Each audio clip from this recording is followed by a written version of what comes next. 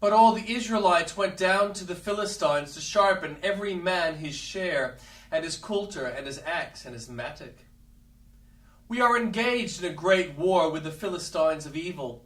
Every weapon within our reach must be used. Preaching, teaching, praying, giving, all must be brought into action, and talents which have been thought too mean for service must now be employed.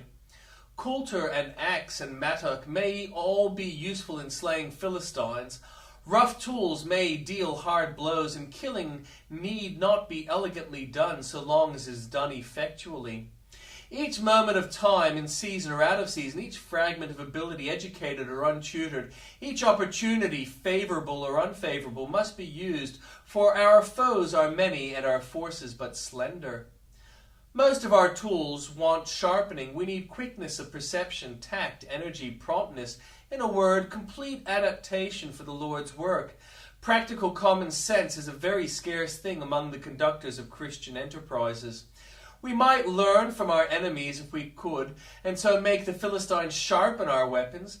This morning, let us note enough to sharpen our zeal during this day by the aid of the Holy Spirit. See the energy of the papists, how they compass sea and land to make one proselyte. Are they to be monopolize all the earnestness? Mark the heathen devotees, what tortures they endure in the service of their idols. Are they alone to exhibit patience and self-sacrifice? Observe the Prince of Darkness, how persevering in his endeavors, how unabashed in his attempts, how daring in his plans, how thoughtful in his plots, how energetic in all. The devils are united as one man in their infamous rebellion, while we believers in Jesus are divided in our service of God and scarcely ever work with unanimity. Oh, that from Satan's infernal industry we may learn to go about like good Samaritans, seeking whom we may bless. Unto me, who am less than the least of all saints, is this grace given, that I should preach among the Gentiles the unsearchable riches of Christ. The Apostle Paul is a great privilege to be allowed to preach the gospel. He did not look upon his calling as drudgery, but he entered upon it with intense delight. Yet while Paul was thus thankful for his office, his success in it greatly humbled him. The fuller a vessel becomes, the deeper it sinks in the water. Idlers may indulge a fond conceit of their abilities because they are untried, but the earnest worker soon learns his own weakness. If you seek humility, try hard work.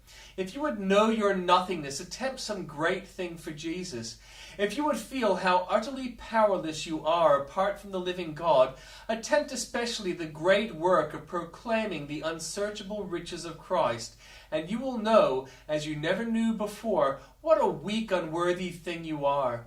Although the apostle thus knew and confessed his weakness, he was never perplexed as to the subject of his ministry. From his first sermon to his last, Paul preached Christ, and nothing but Christ. He lifted up the cross and extolled the Son of God who bled thereon.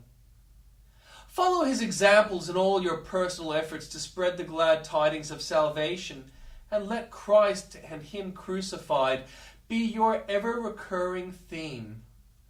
The Christians should be like those lovely spring flowers which, when the sun is shining, open their golden cups as if saying, "Fill us with thy beams." But when the sun is hidden behind a cloud, they close their cups and droop their heads. So should the Christian feel the sweet influence of Jesus. Jesus must be his Son, and he must be the flower which yields itself to the Son of Righteousness. Oh, to speak to Christ alone, this is the subject which is both seed for the flower and bread for the eater. This is the live coal for the lips of the speaker, and the master key to the heart of the hearer.